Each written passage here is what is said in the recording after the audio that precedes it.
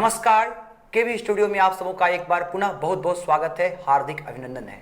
मैं गौरव कुमार पाठक हमारे खास कार्यक्रम कहता बेगूसराय बढ़ता बेगूसराय में आज आप सबों के बीच एक ऐसे शख्सियत से आपको रूबरू करने जा रहे हैं जो हैं यहाँ के गरीब पिछड़ों की आवाज़, शोषितों की आवाज़, वामपंथ विचारधारा को आम जनमानस तक फैलाने वाले, साथ ही साथ रहनुमा हर समाज के उन लोगों का जो समाज के अंतिम छोर पे हैं, समाज के पिछड़े हैं, आम आवाम की आवाज़ को बुलंद करने वाले, क्रांति की मशाल से संपूर्ण जिला को जागृत करने वाले अनिल कुमार अंजान, बिहार राज्य परिषद सदस्य, सह जिला सचिव मंडल सदस्य, बेगूसराय, भारतीय कम्युनिस्ट पार्टी। नमस्कार सर, केवी स्टूडियो में आपका बहुत बहुत स्वागत है। ऐसे तो अनिल अंजान जी आपको सभी जानते हैं, फिर भी मैं चाहूँगा कि आप यहाँ से हमारे दर्शकों को अपने बारे में बताएं।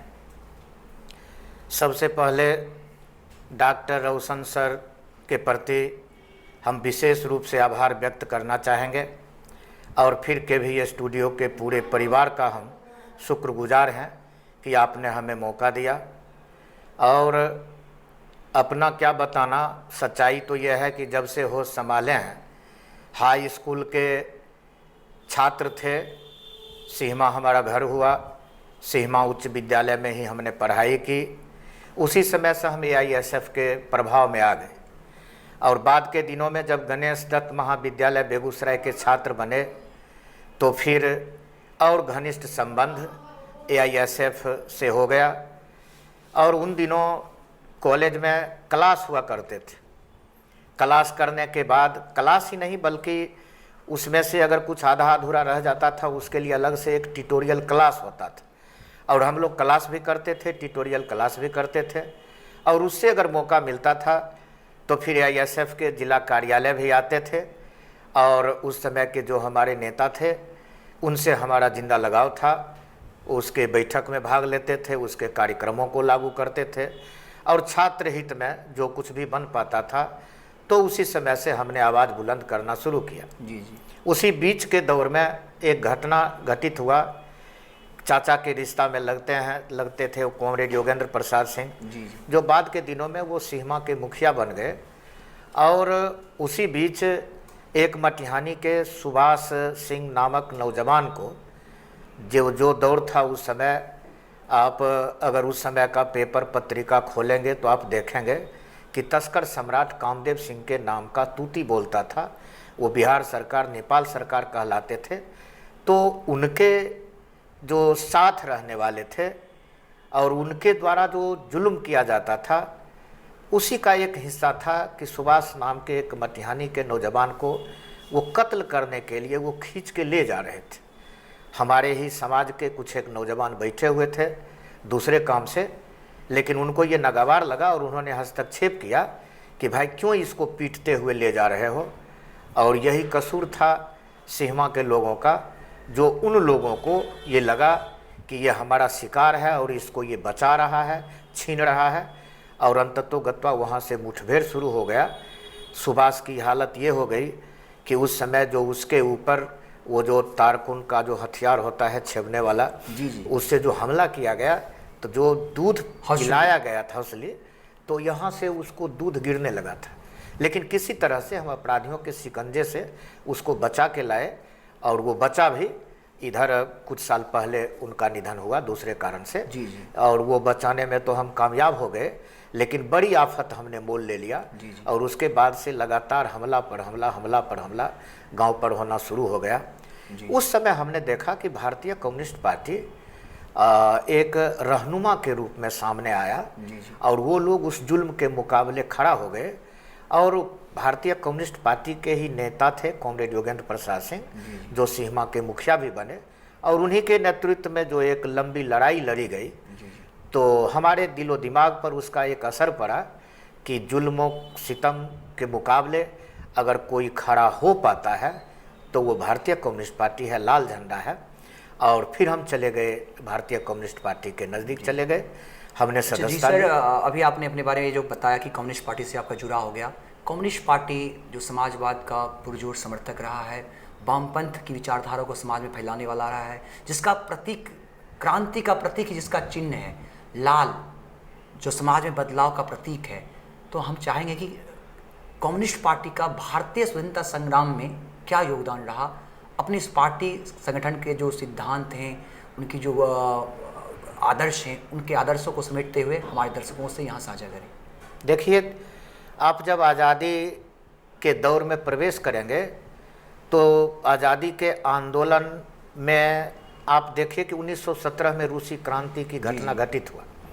1917 के बाद 1919 में जलियांवाला बाग कांड की घटना घटित हुआ, और जलियांवाला बाग कांड के बाद पूरे देश में युवा शक्ति के बीच जो एक क्रांति की भावना जागृत हुआ। छोटे उम्र में ही उस घटना स्थल पर शहीद आजम भगत सिंह पहुंचते हैं, उधम सिंह जो बगल के अनाथालय में पल रहे थे वो पहुंचते हैं, और वो जो संकल्प लेते हैं, और वो संकल्प लेने के बाद जो आज़ादी के आंदोलन का गति बढ़ता है, और फिर 1925 में भारतीय कम्युनिस्ट पार्टी की स्थापना हो जाती है बाज़ाब्ता। भारतीय कम्युनिस्ट पार्टी की स्थापना से पहले भी चाहे वो AISF हो, चाहे औद्योगिक मजदूर का संगठन एटक हो, ये लोग आज़ादी के आंदोलन में खुल के हिस्सा ले रहे थे और ये संगठन बाज़ाब्ता काम कर रहा था। हम भूमिगत थे, इसीलिए स्थापना से पहले भी और स्थापना के बाद भी कम्युनिस्ट पार्टी को भूमिगत होकर काम करना पड़ रहा था। लेकिन 1925 में स्थापना के बाद आप देखेंगे कि हम आमने सामने की लड़ाई में, हम वहाँ संघर्ष में एक अगुवागिरी की भूमिका अदा किया। जी। इसका आपको सबूत मिलेगा जब आप इतिहास का अवलोकन करेंगे। जी। जब आप मेरठ षड्यंत्र केस, कानपुर षड्यंत्र केस, लाहौर षड्यंत्र केस का पन्ना उल्टेंगे, जी। जब वो आप सूची वो सामने लाएंगे कि कितने लोगों को काला पानी की सज़ा दी गई, कितने लोगों को जेल की यातना सहनी पड़ी, अगर ये सब कुछ आप सामने लाएंगे तो एक लंबी फहरिस्त आपको मिलेगा कि भारतीय कम्युनिस्ट पार्टी के जो भी नेता थे वो ब्रिटानिया हुकूमत के खिलाफ आमने सामने की लड़ाई लड़ने का काम किया।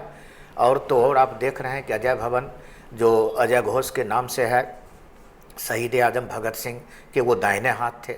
स्वयं भगत सिंह भी आप देख रहे हैं कि फांसी का उधर पल्ला इंतज़ार कर रहा है, लेकिन फांसी के फंदे को गले लगाने से पहले वो लेनिन की जीवनी पढ़ रहे हैं, लेनिन की जीवनी। तो उनके ऊपर जो रूसी क्रांति का प्रभाव पड़ा और जो लेनिन के प्रति जो उनकी भावना बनी। मेरे मन में भी जिसका आपने जिक्र किया शहीद आजम भगत सिंह का, वो हमेशा चाहते थे कि एक ऐसा भारत बने, एक ऐसा हमारे सपनों का भारत हो जहाँ पर समाज का हर वर्ग, हर वो आदमी जो हमारे देश का है सब खुश रहे, एक खुशहाल भारत हो, जिसके लिए उन्होंने अपने लहू का एक कतरा देश को अर्पित कर दिया। सर, यहाँ आपको ऐसा लग रहा है कि जिस सिद्धांत को उन्होंने सिरमौर किया, मतलब प्रयास किया, क्या वो सिद्धांत आज हमारे देश में है? बिल्कुल नहीं, बल्कि अगर कहें तो वो ठीक उल्टी दिशा में देश की गाड़ी ले जाया जा रहा है।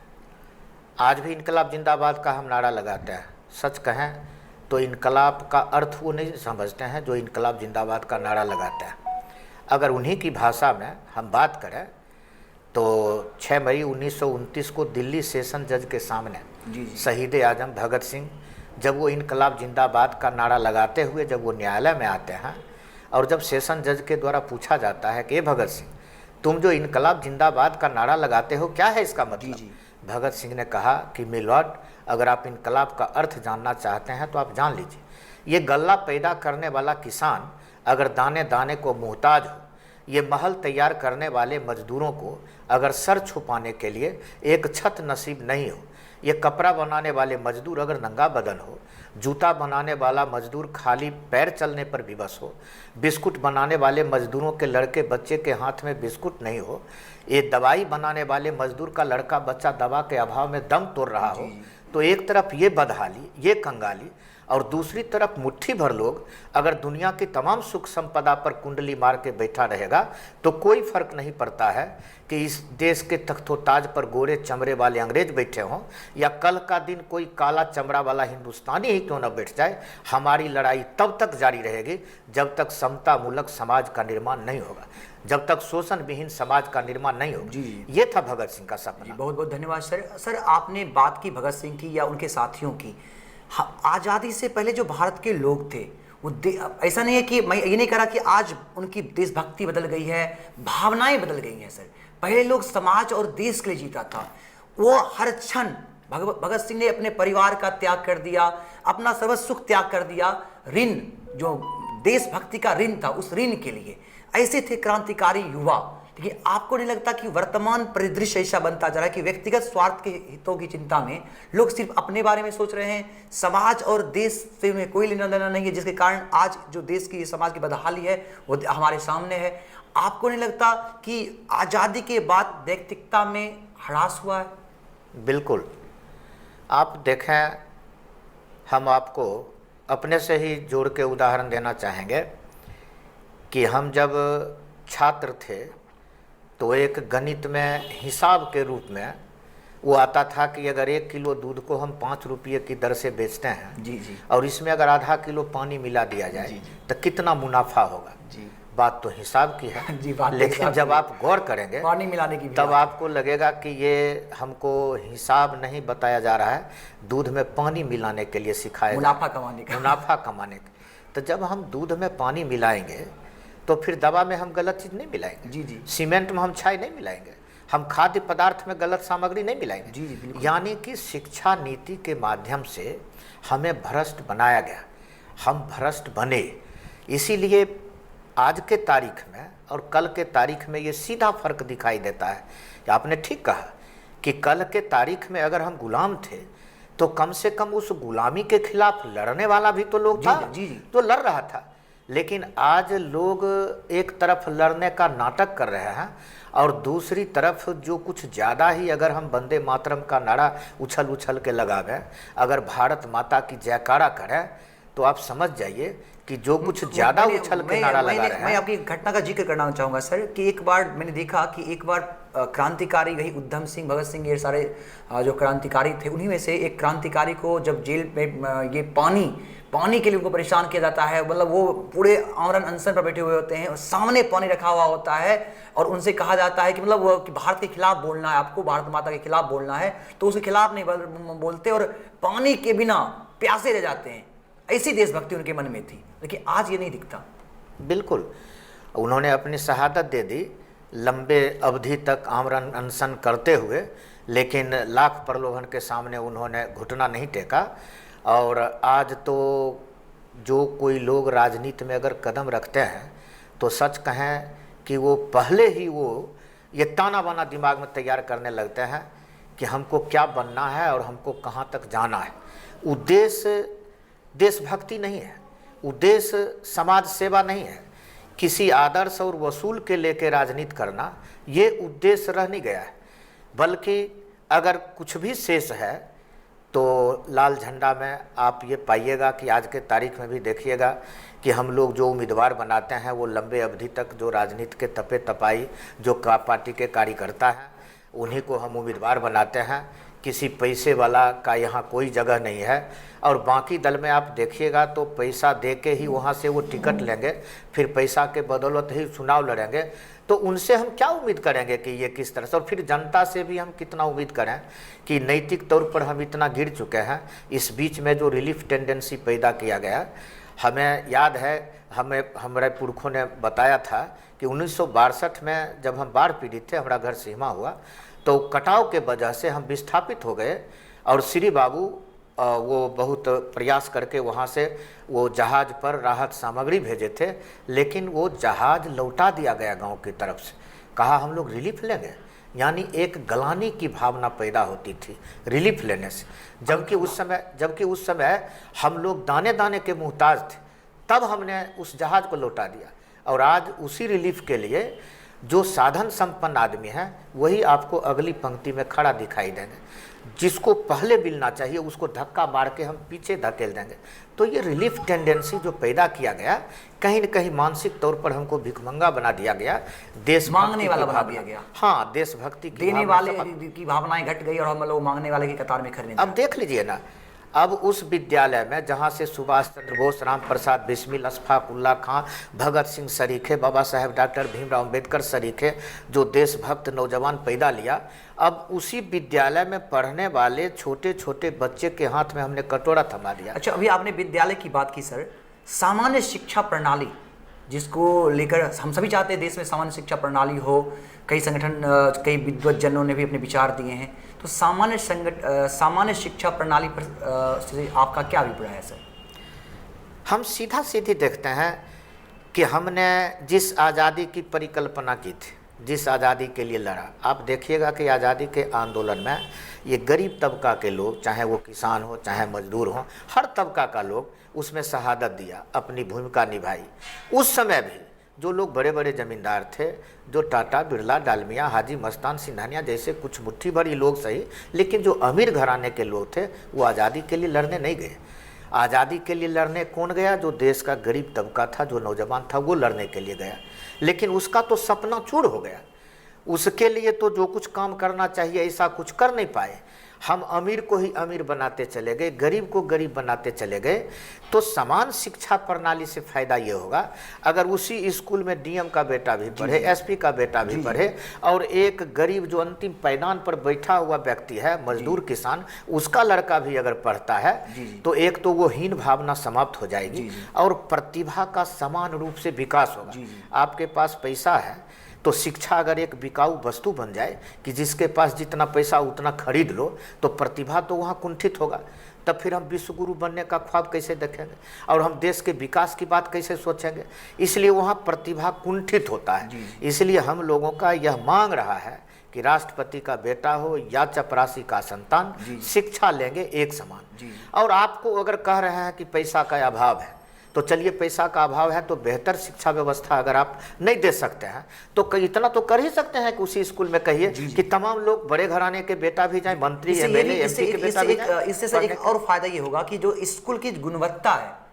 अच्छा सर, केवी स्टूडियो जो रोशन सर ने जो एक यहाँ के युवाओं को, यहाँ के आज से बुद्धिजीवी क्रांतिकारी विचारधारा को फैलाने वाले, या यूँ कहें हमारे साहित्यकारों को, या हर क्षेत्र में जो अलग अलग अपना योगदान कर रहे हैं जिससे हमारा समाज आगे बढ़ेगा, उनके लिए जो मंच दिया, इसके बारे में आप क्या कहना चाहेंगे? देखिए, जब एक तरफ पत्रकारिता दम तोड़ रहा है, गौरी लंकेश से लेके आप देख लीजिए कि चाहे वो कुलबुर्गी हो, चाहे नरेंद्र दाभोलकर हो, इस तरह के ढेर सारे लोग जो जनहित में, समाज हित में, जो अंधविश्वास के खिलाफ, रूढ़िवाद के खिलाफ जिन्होंने कलम उठाया, जिन्होंने आवाज़ लगाई, उनको शहादत देना पड़ गया, उनको जेल के अंदर बंद कर दिया गया। और तब ऐसी स्थिति में जब गोदी मीडिया के नाम से हम जान रहे हैं कि वो लोग जब सिर्फ ये देखते हैं कि एक तरफ तो जेल है, एक तरफ शहादत देना पड़ रहा है और दूसरी तरफ आराम से हम बैठ के अपना कई एक पुस्त तक का पूंजी हम यहाँ से हासिल कर सकते हैं, तो अपना ईमान का सौदा करके जब वो फल फूल रहे हों, और तब जब हमारे जैसे एक साधारण कार्यकर्ता को आप जगह दे रहे हैं, तो आप एक जनतंत्र के सच्चे प्रहरी हैं। और इस मायने में जनतंत्र के पक्ष में अगर आवाज़ आप बुलंद कर रहे हैं तो देशभक्ति का मतलब मात्र वो देश के सरहद पर जो जवान खड़ा है और वो तो हमारी हिफाजत में है ही है, तो देशभक्ति का मतलब लेकिन मात्र वही नहीं होता। जो जिस पेशा में है अगर वो ईमानदारी से उस काम को कर रहे हैं तो वो अपने आप में देशभक्ति है। इसीलिए अगर जनतंत्र के पक्ष में आपने ये कदम उठाया है जिसका जीता जागता आप उदाहरण है, तो ये काबिले तारीफ है और ये जनतंत्र के हित में है, ये देश के हित में है, इसलिए हम इसकी प्रशंसा करते हैं। और हम बाकी मीडिया से भी चाहेंगे कि आप भी जरा जनतंत्र को बचा के रखिए। और देश आपका भी है, देश सिर्फ कुछ एक इने गिने लोगों का नहीं है, इसलिए देश सबका है, देश सबका है। इसलिए सबका जिम्मेवारी है कि हम देश हित में, जनतंत्र हित में, हम देश की संविधान की रक्षा करने के लिए हम अपना कलम की धार तेज करें, ना कि हम ईमान का सौदा करें। जी, बहुत बहुत आभार सर आपका कि आपने अपने क्रांतिकारी विचार हमारे स्टूडियो से यहाँ के दर्शकों को दिया। बहुत बहुत आभार सर आपका। आपको भी आभार व्यक्त करते हैं कि आपने हमें मौका दिया। बहुत बहुत धन्यवाद। धन्यवाद सर आपका।